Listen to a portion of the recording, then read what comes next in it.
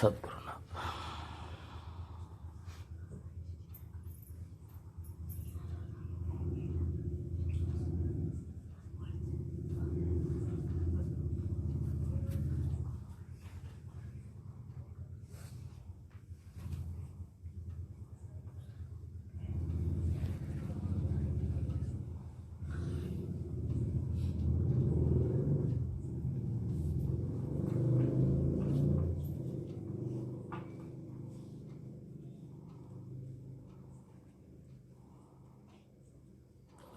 राजाधिराज सद्गुरुनाथ महाराज की जय. श्री गुरुदेव दत्त. गुरु ब्रह्मा गुरु विष्णु गुरुदेव महेश्वर गुरु साक्षात परब्रह्म तस्मै श्री गुरुवे नमः. ಸದಾನಂದ ಸದ್ಗುರು ಭಾವರಾಜ ಯೋಗಿ ರಾಮನೆಂದವತರಿಸಿದೆ ಭಕ್ತರ ಉದ್ಧಾರಕ್ಕಾಗಿ. ತ್ರೈಲೋಕ್ಯದೊಡೆಯನೇ ಸದ್ಭಕ್ತರು ನಿಮ್ಮ ಕೀರ್ತಿಯ ಕೂಗಿ. ನಮಸ್ಕಾರ ಗುರುರಾಯ ಶ್ರೀ ರಾಮಚಂದ್ರ ಯೋಗಿ. नमस्कार गुरुराय श्रीरंग योगी. जय जय रघुवीर समर्थ पुंडलीक वरदे हरि विठ्ठल. पार्वती पतेश्वर महादेव राजाधिराज सद्गुरुनाथ महाराज की जय. श्री गुरुदेव श्री राम जय राम जय जय राम.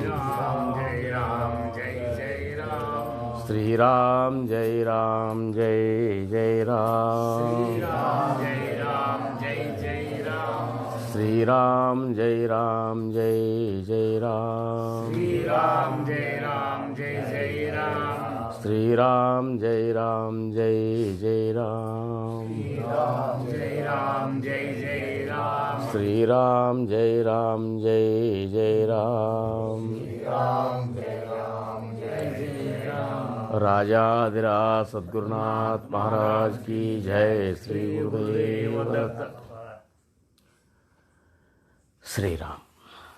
ಪ್ರಥಮವಾಗಿ ನಮ್ಮ ನಿಮ್ಮೆಲ್ಲರ ಆರಾಧ್ಯ ದೈವ ಶ್ರೀ ಸದ್ಗುರು ಸಮರ್ಥ ರಂಗರಾವ್ ಮಹಾರಾಜರ ಚರಣಾರವಿಂದಗಳಿಗೆ ನನ್ನ ದೀರ್ಘದಂಡ ಪ್ರಣಾಮಗಳನ್ನು ಸಲ್ಲಿಸಿ, ಸಮರ್ಥರ ಕೃಪೆಯಿಂದ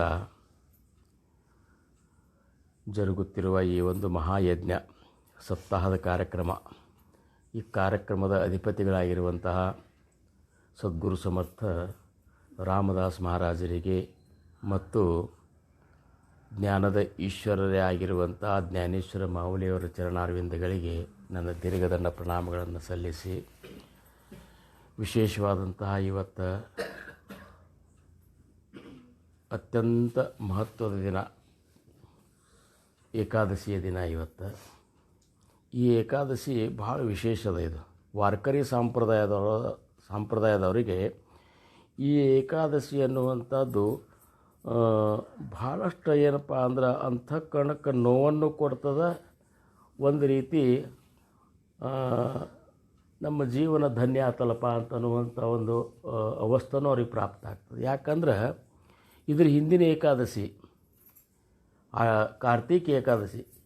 ಕಾರ್ತೀಕ ಏಕಾದಶಿಗಿಂತ ಮೊದಲ ಜ್ಞಾನೇಶ್ವರ ಮಾವುಲಿಯವರು ತಮ್ಮ ಅವತಾರ ಕಾರ್ಯದೊಳಗೆ ನಿವೃತ್ತಿನಾಥರ ಒಂದು ಆದೇಶದ ಮೇರೆಗೆ ಭಾವಾರ್ಥ ದೀಪಿಕಾ ಅರ್ಥಾತ್ ಜ್ಞಾನೇಶ್ವರಿಯನ್ನ ಗ್ರಂಥವನ್ನು ನಿರ್ಮಾಣ ಮಾಡಿದರು.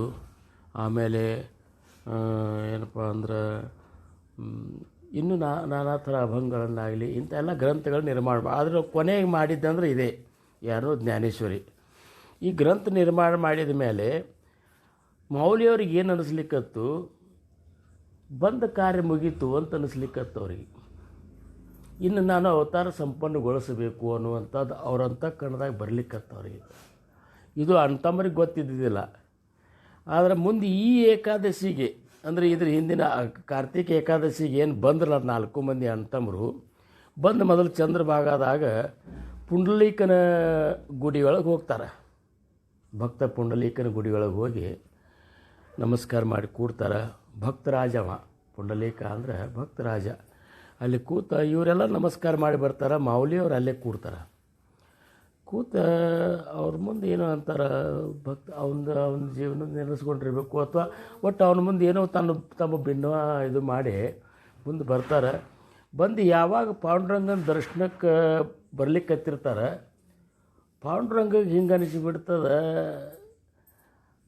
ನಮ್ಮ ಜ್ಞಾನ ಬಂದಲ್ಲ ಅಂಥೇಳಿ ಯಾವಾಗ ಅವನ ಬಾ ಬಾ ಬಾ ಬಾ ಅಂಥೇಳಿ ತೌಕದಿಂದ ಅವನು ಮುಂದೆ ಕರೀತಾನೆ. ಪಾಂಡುರಂಗ ಕರೆದು ಏನು ಮಾಡಿಬಿಡ್ತಾನಂದ್ರೆ ಜ್ಞಾನೇಶ್ವರ ಮಹಾರಾಜರನ್ನ ಪೂರ್ಣ ತನ್ನ ಅಂಗಾಯ ಹೀಗೆ ಎತ್ಕೊಂಡು ಬಿಡ್ತಾನೆ. ಹಿಂಗೆ ಏನು ಎತ್ಕೊಂಡು ಹೆಂಗಂದ್ರೆ ಒಂದು ಕೂಸಿನ ತಾಯಿ ಹೆಂಗೆ ಮುದ್ದಾಡ್ತಾಳೆ ಅಷ್ಟು ಪ್ರೇಮದಿಂದ ಎತ್ಕೊಂಡು ಹಿಂಗೆ ಎದಿಗೆ ಹಚ್ಕೊಂಡು ಬಿಡ್ತಾಳೆ. ಹಚ್ಕೊಂಡು ಕಣ್ಣ ನೀರು ಬರ್ಲಿಕ್ಕತ್ತಾವ, ಆನಂದ ಆಗ್ತದೆ. ಏನೋ ಜ್ಞಾನ, ಎಂಥ ಕೆಲಸ ಮಾಡಿದೆಪ್ಪ ನೀನು. ಭಾವಾರ್ಥ ದೀಪಿಕಾ ಅನ್ನುವಂಥ ಜ್ಞಾನೇಶ್ವರಿ ಭಗವದ್ಗೀತೆ ಮೇಲೆ ಟೀಕಾ ಬರೆದಲ್ಲ, ಜಗತ್ ಕಲ್ಯಾಣಕ್ಕೆ ಎಂಥ ಮಹತ್ವದ ಕಾಣಿಕೆ ಕೊಟ್ಟಲ್ಲ ಅಂತ ಅಂದ್ಕೂಡಲೇ ಮತ್ತು ಯಾಕೆ ಖಿನ್ನ ಯಾಕಾಗಿ ಅಂತೇಳಿ ಕೇಳ್ತಾರೆ ಪಾಂಡುರಂಗ. ಆವಾಗ ಮಾವಲಿಯವ್ರು ಅಂತಾರೆ, ನನಗೆ ಇನ್ನು ಅವತಾರ ಕಾರ್ಯ ಸಂಪನ್ನಗೊಳಿಸಬೇಕು ಅಂಥೇಳಿ ಅನಿಸ್ಯದ ಅಂಥೇಳಿ ಪಾಂಡುರಂಗನ ಜೋಡಿ ಸಂಭಾಷಣೆ ಮಾಡ್ತಾರೆ. ಅಂದು ಆವಾಗ ಪಾಂಡುರಂಗ ಏನಂತಾನೆ, ಈ ಏಕಾದಶಿಗೆ ನನ್ನ ವೈಭವ ಆಗಲಿ, ಮುಂದಿನ ಏಕಾದಶಿಗೆ ನಿಂದು ವೈಭವ ಆಗಲಿ ಹೋಗಂತೇಳಿ ಇದು ಮಾಡಿ ಆಶೀರ್ವಾದ ಮಾಡಿ. ಅದಕ್ಕೆ ಕಾರ್ತೀಕ ಏಕಾದಶಿ ಒಳಗೆ ಪಂಢರಪುರದಾಗ ಪಾಂಡುರಂಗನ ವೈಭವ ಆಗ್ತದೆ. ಈ ಏಕಾದಶಿಗೆ ಆಳಂದಿ ಒಳಗೆ ಮಾವಲಿಯವರ ವೈಭವ. ಏನು ಮುಂದೆ ಈ ಟೈಮ್ದಾಗಂತರೂ 10 ದಿವಸ ಎಲ್ಲರೂ ಅಲ್ಲಿದ್ರಾಗ ನಾಮದೇವ ಮಹಾರಾಜರು 10 ದಿವಸ ಕೀರ್ತನ ಮಾಡ್ತಾರೆ. ಸಂಜೀವನಿ ಸಮಾಧಿ ತಗೋತಾರೆ ಜ್ಞಾನೇಶ್ವರ ಮೌಲಿಯವರು. ಎಲ್ಲ ಭಾಳ ಕಠಿಣ ಪರಿಸ್ಥಿತಿ. ಮುಂದೆ ಏನದ 4 ಮಂದಿ ನಿವೃತ್ತಿನಾಥರು, ಆಮೇಲೆ ಸೋಪಾನ್ ಕಾಕ ಮತ್ತು ಮುಕ್ತಾಬಾಯಿ ಇವರೇನು ಮೌಲಿಯವರ ಇದು ತೊಗೊಂಡ್ಮೇಲೆ ಭಾಳಷ್ಟು ಮಾನಸಿಕ ಇದು ಆಗಿಬಿಡ್ತದೆ. ನಿವೃತ್ತಿನಾಥರಂತಾರೆ, ಮೊದಲು ನಾವು ಹೋಗಬೇಕಾಗಿದ್ದು, ನಾನು ಅವತಾರ ಮುಗಿಸ್ಬೇಕು, ನಮ್ಮ ಜ್ಞಾನ ಹೋದಲ್ಲ ಅಂಥೇಳಿ ಅವ್ರ ಮನಸ್ಸಿಗೆ ನೋವಾಗ್ತದೆ. ಹಣ್ಣಿರ್ಲಾರ್ದು ನಾ ಹೆಂಗಿರಲಿ ಅಂತೇಳಿ ಮುಕ್ತಾಗ ಅನ್ನಿಸ್ತದೆ. ಸೋಪಾನಂತರೂ ಅವ್ನು ನಿವಾಂತಿ ಇರ್ತಾರೆ. ಅವರು ಹೋಗ್ಕೋತ ಮುಂದೆ ಅವರು ಅದ್ರ ಜೋಡಿ 14,100 ವರ್ಷ ಬದುಕಿದ ಚಾಂಗುದೇವ್ ಇರ್ತಾನೆ. ಚಾಂಗದೇವ ಅವರೆಲ್ಲರೂ ಕೂಡಿಸಿ ಆ ಜಾಗ ಬಿಟ್ಟು ಬರ್ಕೋತ ಮುಂದೆ ಒಂದು ವರ್ಷದಾಗ ಪ್ರತಿಯೊಬ್ಬರು ಮುಂದೆ ಒಂದೇ ತಿಂಗಳನ್ಯಾಗ ಸೋಪಾನ ಕಾಕ ಸಮಾಧಿ ತಗೋತಾರೆ. ಆಮೇಲೆ ಸೋಪಾನ ಹೋದ್ಮೇಲೆ ಇವರೇನಂತಾರೆ, ಇಷ್ಟು 1400 ವರ್ಷ ಬದುಕಿ ಏನು ಉಪಯೋಗ ಅಂತೇಳಿ ಅವರು ಚಾಂಗದೇವರು ಅವರು ಸಮಾಧಿ ತಗೋತಾರೆ. ಮುಂದೆ ಒಂದು ಕಡೆ ಕೂತಿರ್ತಾರೆ, ಅಲಾವಾದ್ ಅಂತಲೇ ಇದರಂತಲೇ ಕೂತಾಗ ಒಂದು ದೊಡ್ಡ ಮಿಂಚು ಹೊಡೆದು ಬಿಡ್ತದೆ. ಆ ಮಿಂಚು ಹೊಡೆದಾಗ ಆ ಮಿಂಚು ಎಲ್ಲಿ ಇದು ಹೊಡೆದು ಹೋಗಿಬಿಡ್ತಲ್ಲ, ಆವಾಗ ಮುಕ್ತಾಬಾಯಿನೂ ಆ ಮಿಂಚಿನ ಜೋಡಿ ಹೋಗಿಬಿಡ್ತಾರೆ. ಆ ಮಿಂಚು ಎಲ್ಲಿ ಬಿದ್ದದಲ್ಲ ಅಲ್ಲಿ ಮುಕ್ತಾಬಾಯಿ ಮಂದಿರೋದು ಇವತ್ತಿನ ದಿವಸ. ಏನು ಮುಂದೆ ನಿವೃತ್ತಿನಾಥರು ಹೋಗಿ ಇದ್ರಾಗ ತ್ರ್ಯಂಬಕೇಶ್ವರದಾಗ ಅವ್ರು ತಮ್ಮ ದೇಹ ಬಿಡ್ತಾರೆ. ಹಿಂಗೆ ಅವತಾರ ಕಾರ್ಯ ಮುಗಿಸಿದ್ರಲ್ಲ. ಈ ಏಕಾದಶಿ ಏನದಲ್ಲ, ಮಹಾನ್ ಅವತಾರಿಕಗಳ ಈ ಪ್ರಥಮ ಚರಣನೇ ಇದು. ಮೌಲಿಯವರು ಏನು ಸಂಜೀವನಿ ಸಮಾಧಿ ತಗೊಳ್ಳಲ್ಲ. ಇಂಥ ಈ ಏಕಾದಶಿ ದಿವಸ ಜ್ಞಾನೇಶ್ವರ ಮೌಲಿ ಗ್ರಂಥ ಪಠಣ ಮಾಡಿಕೊಂಡು ಆಮೇಲೆ ಸಮರ್ಥ ರಾಮದಾಸ್ ಮಹಾರಾಜರ ಗ್ರಂಥ ಪಠಣದೊಂದಿಗೆ ಈ ಸಪ್ತಾಹ ಏನಿಲ್ಲಿ ನೆರವೇರ್ಲಿಕ್ಕತ್ತದಲ್ಲ, ಇದು ನಾವು ಯಾರೋ ಮಾಡ್ಬೇಕಂತ ಮಾಡಿದ್ದಲ್ಲ. ಅದು ಸಮರ್ಥರ ಇಚ್ಛಾದಾಗ ಅದು ಬಂದದಂತೇಳಿ ಈ 31 ವರ್ಷದಿಂದನೂ ಈ ಸಪ್ತಾಹ ನಡೀಲಿಕ್ಕತ್ತದ. ಆ ಸಪ್ತಾಹದಾಗ ನಾವು ನೀವೆಲ್ಲ ಭಾಗಿಗಳಾಗ್ಯವು. ಇದರ ಸಾರ್ಥಕತೆ ಮಾಡ್ಕೋಬೇಕು. ಮೌಲಿಯವರ ಗ್ರಂಥ ಏನಂತ ಜ್ಞಾನೇಶ್ವರ ಒಳಗೆ ಒಂದು ಮಾತು ಹೇಳ್ತಾರೆ ಮೌಲಿಯವರು, ನಾತರಿ ಇಕ್ಷುದಂಡು ಅಂತ. ಏನು 4 ಸರಿ ಇಕ್ಷುದಂಡು, ಪಾಳಿ ತಯ ಗೋಡು, ಗಾಳಿ ತಯ ಕಡು, ನೋಹೇಚಿ ಜೇವಿ ಅಂತ ಒಂದು ಮೂವಿ ಬರ್ತದೆ ಜ್ಞಾನೇಶ್ವರ. ಮಹಾತ್ಮರು ಹೆಂಗಿರ್ತಾರೆ, ಜ್ಞಾನಿಗಳು ಹೆಂಗಿರ್ತಾರೆ ಅಂದ್ರೆ, ಹೆಂಗೆ ಕಬ್ಬ ಬೆಳೆಸಿದವಾಗಷ್ಟೇ ಸಿಹಿ ಕೊಡೋದಿಲ್ಲ ರಸ. ಅದು ಗಾಣದಾಗ ಹಾಕಿದವಾಗೂ ಸಿಹಿನೇ ಕೊಡ್ತದೆ. ಗಾಣದಾಗ ಹಾಕ್ಯಾನ, ನಾನು ಎಲ್ಲ ಭಯಂಕರ ಇದು ಮಾಡಿಬಿಟ್ಟನ, ಹೈರಾಣ ಮಾಡ್ಯಾನ ಅಂತೇಳಿ ಅವ್ನು ಕೈ ರಸ ಕೊಡೋದಿಲ್ಲ. ಅಥವಾ ನನಗೆ ನೀರು ಉಣಿಸಿ ಪಾಲನೆ ಮಾಡ್ಯಾನಂತೇಳಿ ಅವಾಗಷ್ಟ ಸಿಹಿ ಕೊಡಬೇಕು ಅನ್ನೋದಿಲ್ಲ. ಹಂಗೆ ಮಹಾತ್ಮರ ಒಂದು ಗುಣ ಹೆಂಗಿರ್ತದೆ ಅಂದ್ರೆ, ಸರ್ವರಲ್ಲಿಯೂ ಏನಪ್ಪ ಅಂದ್ರೆ ಅಂಥ ಒಂದು ಪ್ರೇಮ ಭಾವ ಇರ್ತದೆ, ಅಲ್ಲಿ ಸಮಭಾವ ಇರ್ತದೆ. ಎಲ್ಲನೂ ಇವತ್ತೊಬ್ಬ ಅಜ್ಞಾನಿ ಇದ್ದಾನಂದ್ರೂ ಸಹಿತ ಅಷ್ಟೇ ಪ್ರೇಮ ಮಾಡ್ತಾರೆ, ಜ್ಞಾನಿ ಇದ್ದಾನಂದ್ರೂ ಅಷ್ಟೇ ಪ್ರೇಮ ಮಾಡ್ತಿರ್ತಾರೆ. ಜ್ಞಾನಿನಿ ಎಷ್ಟು ಪ್ರೇಮ ಮಾಡ್ತಿರ್ತಾರಲ್ಲ ಅಷ್ಟೇ ಪ್ರೇಮ ಅಜ್ಞಾನಿನೂ ಮಾಡ್ತಿರ್ತಾರೆ. ಅವ್ರು ಮತ್ತು ಬ್ರಹ್ಮಜ್ಞಾನಿಗಳು ಇರ್ತಾರೆ. ಅವರು ಬ್ರಹ್ಮಜ್ಞಾನಿಗಳಿರ್ತಾರೆ. ಆದ್ರೆ ಆ ಬ್ರಹ್ಮಜ್ಞಾನಿ ಮಹಾತ್ಮರು ಏನು ಮಾಡ್ತಾರೆ, ಜ್ಞಾನವಂತನ್ನು ಅಷ್ಟೇ ಪ್ರೇಮ ಮಾಡ್ತಾರೆ. ಜ್ಞಾನವಂತರನ್ನು ಹೆಂಗೆ ಪ್ರೇಮ ಮಾಡ್ತಾರಲ್ಲ ಹಂಗೆ ಅಜ್ಞಾನಿಗಳನ್ನು ಪ್ರೇಮ ಮಾಡ್ತಾರೆ. ನಮಗೆ ಅವರಿಗೆ ಭೇದ ಇರುವುದಿಷ್ಟೇ. ನಮಗೇನದ ನಾಲ್ಕು ವಿಚಾರಗಳು ತಿಳಿದ ಕೂಡಲೇ ನಾವು ಮತ್ತೊಬ್ಬರನ್ನ ಅಜ್ಞಾನಿ ಅಂತ ಅನ್ನೋದು ಒಂದು ಲಿಸ್ಟ್ನಾಗ ಸೇರಿಸ್ಕೊತ ಹೋಗಿಬಿಡ್ತೇವೆ. ನನ್ನಷ್ಟು ತಿಳಿದಿಲ್ಲ ಇವ, ನನ್ನಷ್ಟು ಇವಾಗೇನು ತಿಳಿದದ, ಇವು ಸಣ್ಣ ಇವಾಗೇನು ಗೊತ್ತದ, ಹಿಂಗೆ ಅವನೊಂದು ಕಡೆ ಬೇರೆನೇ ಇಟ್ಟು ನಾವು ಇದು ಮಾಡ್ತೀವಿ. ಯಾಕಂದ್ರೆ ನಮಗೆ ಅಹಂ ಜ್ಞಾತೃತ್ವ ಅನ್ನುವಂಥದ್ದು ಜಾಗೃತ ಆಗಿಬಿಟ್ಟಿರ್ತದೆ ನಮ್ಮಲ್ಲಿ. ನಾನು ತಿಳಿದವ ಅಂತೇಳಿ. ಜಾಣೀವ ನೇನೀವ ಭಗವಂತಿನಾಹಿ ಅಂತಾರೆ ಜ್ಞಾನೇಶ್ವರ ಮಾವಲಿಯವ್ರು ಅಂತಾರೆ. ಭಗವಂತನ ದೃಷ್ಟಿಯೊಳಗೆ ಇವ ತಿಳಿದವ, ಇವು ತಿಳಿಲಾರ್ದವ ಅನ್ನುವಂಥದ್ದು ಅವನ ದೃಷ್ಟಿಯೊಳಗೆ ಇಲ್ಲೇ ಇಲ್ಲ. ನಾವು ಇದನ್ನೆಲ್ಲ ಕಲ್ಪನೆ ಮಾಡ್ಕೊಂಡು ಕೂತೇವೆ, ಇವ ಒಬ್ಬ ತಿಳಿದವ, ಇವ ತಿಳಿದಿಲ್ಲ. ನೀವು ವಿಚಾರ ಮಾಡಿರಿ, ನೀವು ಸಮರ್ಥರಿದ್ದಾಗ ಸಮರ್ಥರು ಕೂಡ್ತಿದ್ರಲ್ಲ ಕಟ್ಟಿ ಮೇಲೆ ಸತ್ತದಾಗ, ಗುರುಮೂರ್ತಿ ಹೇಳೋ ಅಂತ ಎದ್ದು ಗುರುಮೂರ್ತಿ ಕಡೆ ಕೀರ್ತನೆ ಹೇಳ್ತಿದ್ರು. ಬಸ್ಮೆ ಹೇಳ ಹೇಳ ಹೇಳ ಹೇಳ ಗುರುಗಳು, ಗುರುಗಳ ನಿಮ್ದಾಗಲಿ ಅಂತ ತಾವು ಹಂಗೆ ದ್ವೋತ್ರ ಹಿಂಗೆ ಹೊತ್ಕೊಂಡು ಅವ್ರು ಹೇಳೋದಕ್ಕೆ ನಗ್ತಿದ್ರಿಲ್ರಿ. ಇದನ್ನೆಲ್ಲ ನಮ್ಮ ಕಣ್ಣಾರೆ ನೋಡಿವಿಲ್ಲ. ಆ ಬ್ರಹ್ಮಜ್ಞಾನಿ ಇಂಥ ಅಜ್ಞಾನಿಗಳು ಅವ್ರ ದೃಷ್ಟಿಯೊಳಗೆ ನಾವೆಲ್ಲ ಇವರೆಲ್ಲರೂ ಅಜ್ಞಾನಿಗಳೇ. ಅವರು ಏನೇನೋ ಹೇಳ್ತಿದ್ರು, ಗುರುಗಳು ಏನೇನು ತಮ್ಮ ಮನಸ್ಸಿಗೆ ಬಂದದ್ದು ಹೇಳ್ತಿದ್ರು, ಭಸ್ಮೆ ಏನೋ ಅಂತ ಹೇಳ್ತಿದ್ರು, ಇವರಂತರೂ ಏನೋ ಒಂದು ನಗಿಸಿ ನಗುತ್ತಿದ್ರು ಹೊರತಾಗಿ ಏನು ಹೇಳ್ತಿದ್ರು ತೆಗಿ ಅಂತಂತಿದ್ದಿಲ್ಲ. ಇಷ್ಟು ನಮಗೆ ಅವರಿಗೆ ಫರಕದ, ಈ ಫರಕ್ ತಿಳ್ಕೊಬೇಕು ನಾವು. ಮತ್ತು ಎಂದರೆ ತಿಳ್ಕೋದಿವ್ನ ಅಂತಂದಾಗ ಅಂದ್ರೆ ಮೊದಲಿಗೆ ನಾವು ಪರಮಾರ್ಥದ ಮೆಟ್ಟಲ ಅಂತ ಪ್ರಥಮ ಮೆಟ್ಟಲ ಏನು ಅಂತೇಳಿ ಕಾಕಾರೇನು ಪ್ರಶ್ನೆ ಇಟ್ಟರಲ್ಲ, ಅವ್ರು ಅನ್ನಂಗೆ ಪ್ರಥಮ ಮೆಟ್ಟಲು ನಾನು ಏನೂ ತಿಳಿದಿಲ್ಲ ಅಂತೇಳಿ ತಿಳ್ಕೋದೇ ಪ್ರಥಮ ಮೆಟ್ಟಲು. ನನಗೇನೂ ತಿಳಿದಿಲ್ಲ ಇದು ಆವಾಗ ಪ್ರಥಮ ಮೆಟ್ಟಲ್ದಾಗ ಅಲ್ಲ, ಕೊನೆ ತನಕನೂ ನನಗೇನೂ ತಿಳಿದಿಲ್ಲ ಅಂತ ಯಾವ ತಿಳ್ಕೊಂಡಲ್ಲ ಅವಾಗ ಏನಾದರೂ ಬ್ರಹ್ಮಜ್ಞಾನ ಅನುಭವಕ್ಕೆ ಬರ್ಲಿಕ್ಕೆ ಸಾಧ್ಯದ ಹೊರತಾಗಿ ಅಲ್ಲಿ ತನಕ ನಾ ತಿಳಿದನ ನಾವಾಗ ಕಡಿತನಕನೂ ಬ್ರಹ್ಮಜ್ಞಾನ ಆಗೋದಿಲ್ಲ. ಮೊದಲನೇ ಮೆಟ್ಟಲ್ನ್ಯಾಗ ನಾ ಏನೂ ತಿಳಿದಿಲ್ಲ ಅಂತ ಏನು ಹೆಜ್ಜೆ ಪರಮಾರ್ಥವಾಗಿ ಇರ್ತಿಲ್ಲ, ಕೊನೆ ಮೆಟ್ಟಲ್ನಾಗೂ ಅದನ್ನೇ ಅನ್ನಂತಾರೆ. ಇದು ಅಗ್ರಿ ಪರಮಾರ್ಥದ ನಿಜವಾದ ಸೂತ್ರ. ಇದು ನೀ ಏನೂ ತಿಳಿದಿಲ್ಲ ಏನು ನೋಡ್ರಿ. ಸದ್ಗುರುಗಳನ್ನು ವರ್ಣನ ಮಾಡಲಿಕ್ಕೆ, ಸದ್ಗುರು ಸ್ವರೂಪವನ್ನು ವರ್ಣನ ಮಾಡಲಿಕ್ಕೆ ವೇದಶಾಸ್ತ್ರಗಳೇ ನೇತಿಯಲ್ಲಿ ಕತ್ತವು. ಜಯಾಸ ವರ್ಣಿತ ಭಾಂಡಣೆ ವೇದಶಾಸ್ತ್ರಲಾಗಲಿ ಅಂತ. ಆ ಪರ ವಸ್ತುವನ್ನು ವರ್ಣನ ಮಾಡಲಿಕ್ಕೆ ವೇದಶಾಸ್ತ್ರಗಳು ಜಗಳಾಡ್ಲಿಕ್ಕತ್ತಾವನು ಅರ್ಥಾರ್ಥ ತಮಗೆ ತಿಳಿದದ್ದು ಹೇಳಿಕತ್ತಾವ. ವೇದ ಅಂತದ ಸದ್ಗುರು ಸ್ವರೂಪ ಹಿಂಗದ, ಆವಾಗ ಶಾಸ್ತ್ರ ಅಂತದ ಹಂಗಿಲ್ಲ, ಅದಕ್ಕಿಂತ ಬ್ಯಾರೆ ಅದ ಅಂತ, ಅದಕ್ಕಿಂತ ಅತೀತದ. ಬ್ರಹ್ಮಾನಂದಂ ಪರಮ ಸುಖದಂ ಕೇವಲಂ ಜ್ಞಾನಮೂರ್ತಿಂ ದ್ವಂದ್ವಾತೀತಂ ಗಗನ ಸದೃಶಂ ತತ್ವಮಶ್ಯಾದಿಲಕ್ಷಂ ಏಕಂ ನಿತ್ಯಂ ವಿಮಲಮಚಲಂ ಸರ್ವದೀ ಸಾಕ್ಷಿಭೂತ.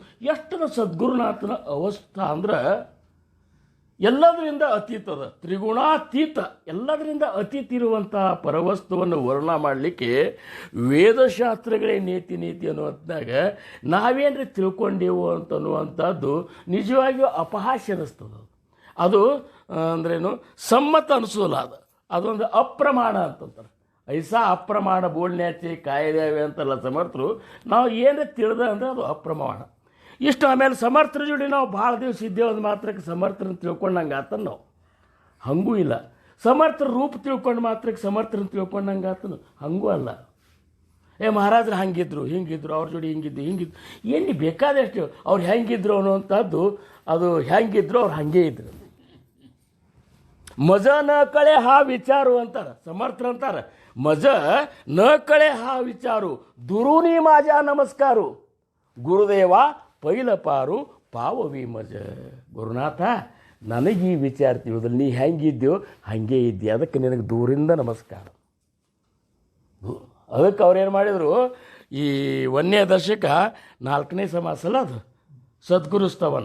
ಸದ್ಗುರು ಸ್ತವನದಾಗ ಅವರಂದರು ಆತ ಸದ್ಗುರು ವರ್ಣವೇನ ಅಂದರು. ಅವರು ಸದ್ಗುರುಗಳನ್ನು ವರ್ಣ ಮಾಡಬೇಕಂತೇಳಿ ಸದ್ಗುರು ಸ್ತವನ ಅಂತ ಸಮಾಸಕ್ಕೆ ಹೆಸರಿಟ್ಟಾರೆ.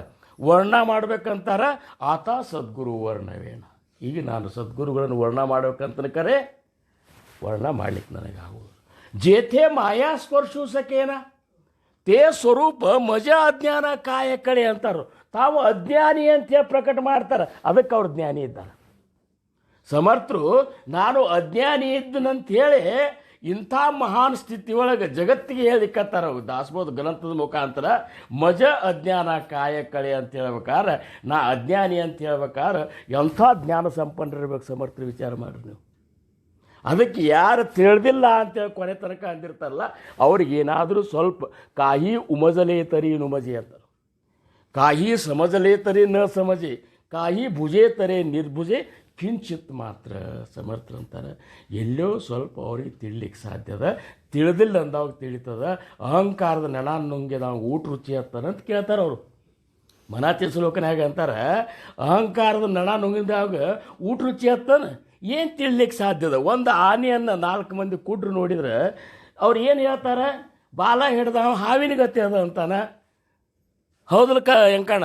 ಬೆನ್ನು ಹಿಡ್ದವ ಗಾಡಿ ಗತಿ ಅದ ಅಂತಾನೆ, ಕಿವಿ ಹಿಡ್ದವ ಮರದ ಗತಿ ಅದ ಅಂತಾನೆ, ಸೊಂಡಿ ಹಿಡ್ದವ ಮತ್ತೇನೋ ತನಗೆ ಅನಿಸಿದ್ದು ಹೇಳ್ತಾನೆ. ಖರೆ ನಿಜವಾಗಿಯೂ ಅದ ಆನೆ ಹಂಗದನು?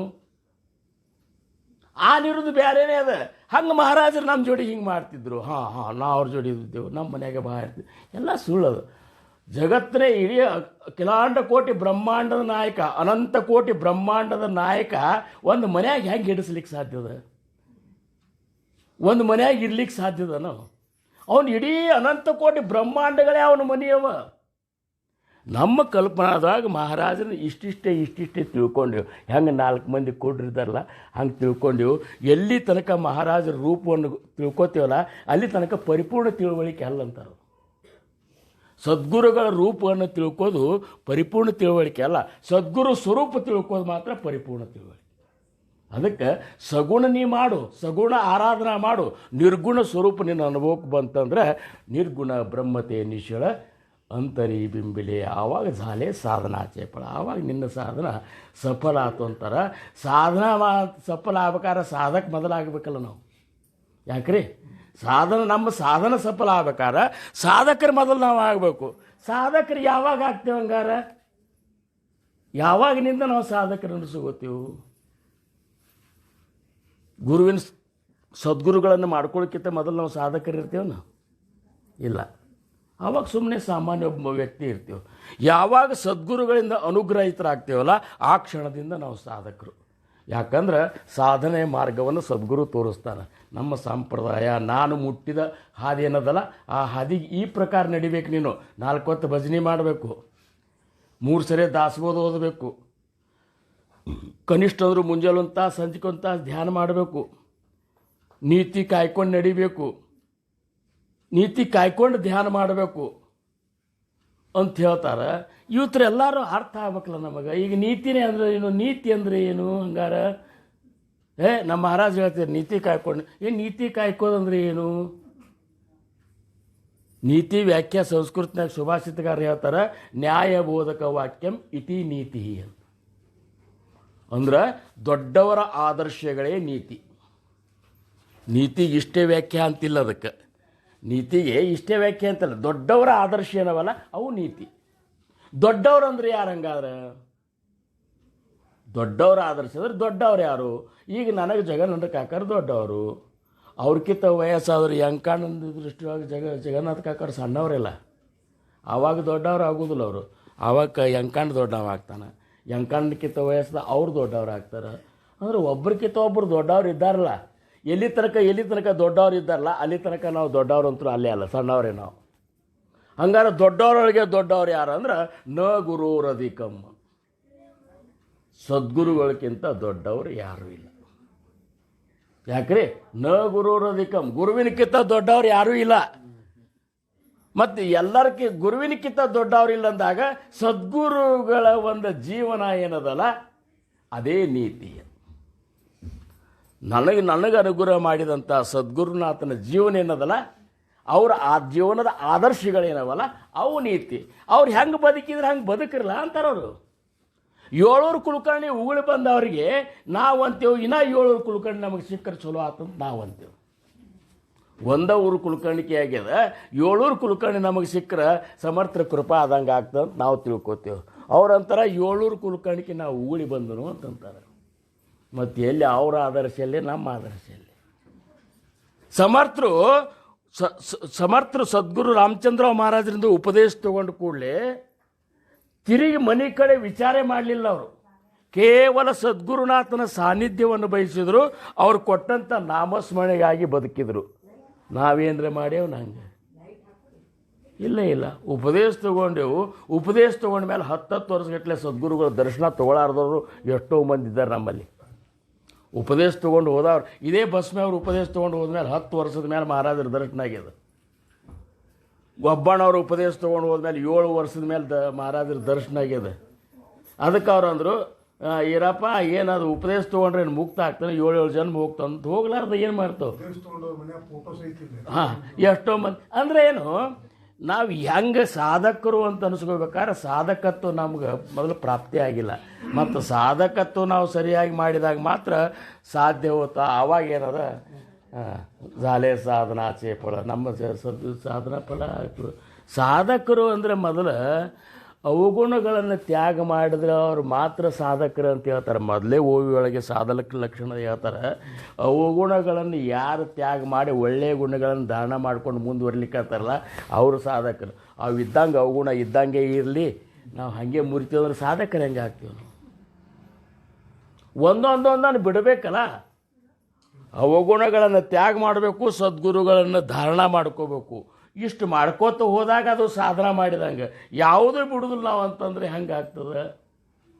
ಮಹಾರಾಜರಿದ್ದಾಗ ಮಹಾರಾಜರಿಂದ ಉಪದೇಶ ತೊಗೊಂಡು ಯಾರೂ ಹೆಂಡ್ರನ್ನ ಬಿಡಲಿಲ್ಲ.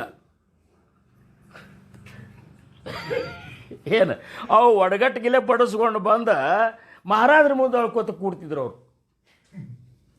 ನಮಗೆ ಹಿಂಗೆ ಬಡ್ದಾರ್ರಿ ಅಂತ ಹಣಿ ಬಡ್ಕೊಡಿ ಅಂತಿದ್ರು. ನಾನು ಉಪದೇಶ ನಮ್ಮ ಶಿಷ್ಯ ಮಂಡಳಿ ಎಲ್ಲ ಹೆಂಡ್ರನ್ನ ಬಡಿಯವರೇ ಇದ್ದಾರಲ್ಲ ಅಂತೇಳಿ. ಅಂದರೆ ಏನೂ ಬಿಟ್ಟೇ ಇಲ್ಲ ನಾವು. ಯಾವುದನ್ನು ಬಿಟ್ಟೇವು ಹೇಳ್ರಿ ನೋಡು? ಯಾವುದೂ ಬಿಟ್ಟಿಲ್ಲ. ವಿಚಾರ ಮಾಡಿದರೆ ನಾವು ಸಾಧಕರು ಅನ್ನಿಸ್ಕೊಳ್ಳಿಕ್ಕೂ ನಾವು ಒಂದು ಇದಕ್ಕಿಲ್ಲ. ತುಕಬ್ಬರಾಯರಂತಾರೆ ಸಾಧಕಾಚಿ ದಶ ಉದಾಸ ಸಾವೆ ಅಂತಾರೆ. ಸಾಧಕರು ಹೆಂಗಿರಬೇಕಪ್ಪ ನೀವು? ಉದಾಸ ಆಗಿಬಿಟ್ಟಿರಿ. ಉದಾಸ ಇದ್ದೇವೆ. ಭಜನಿಗೆ ಅಂದ್ಕೂಲೆ ಉದಾಸ ಮಾಡ್ಕೋತೇವೆ. ಜಾಗರಣೆ ಅಂದ್ರೆ ಉದಾಸ ಆಗ್ತೇವೆ. ಹೌದಾ? ಇನ್ನೊಂದು ತಾಸು ನಾವು ಕೂತು ಭಜನೆ ಮಾಡೋಂದ್ರೆ ಉದಾಸ ಆಗಿಬಿಡ್ತೇವೆ. ಇದಕ್ಕೆ ಉದಾಸ ಅಲ್ಲ ಅವರು.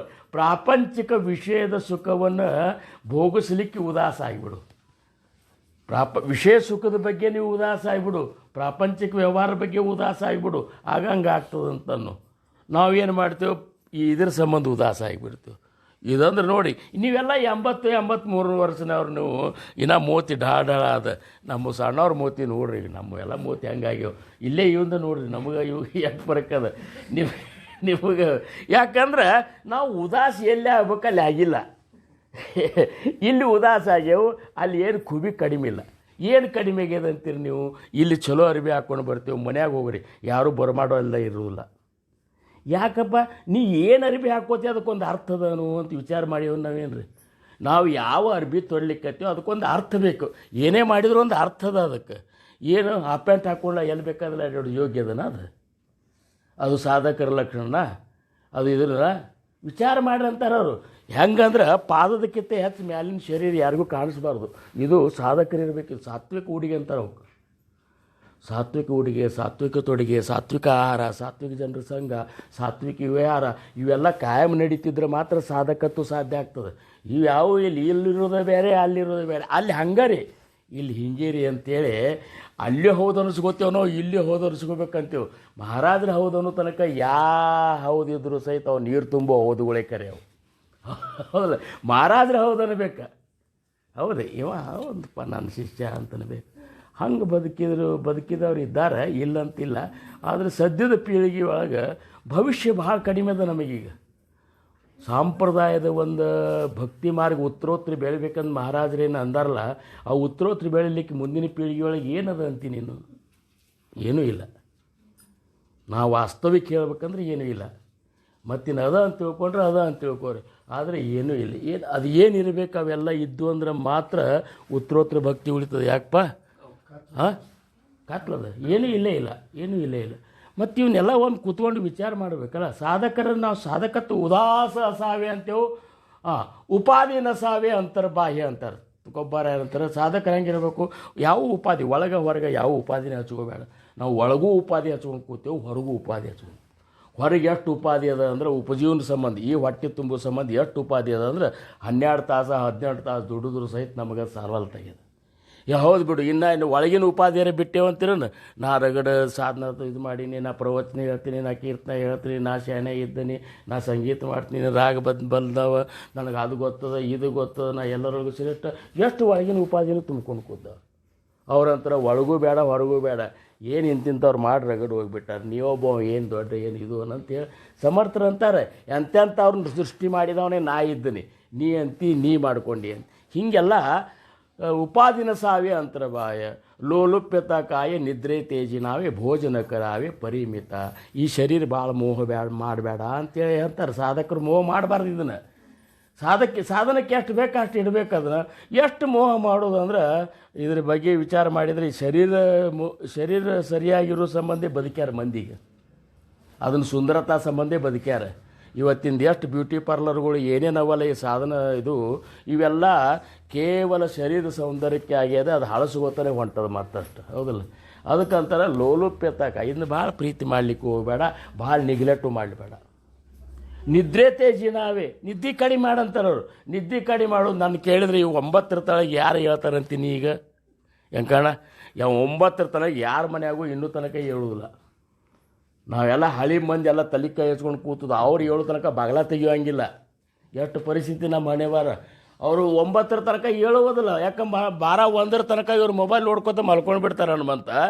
9 ತನಕ ಹಾಸ್ಕೊಂಡು ಮಲ್ಕೊಂಡ್ರೆ 9 ತನಕ ಥಳಿ ಇಲ್ಲ, ರಂಗೋಲಿ ಇಲ್ಲ, ಏನೂ ಇಲ್ಲ.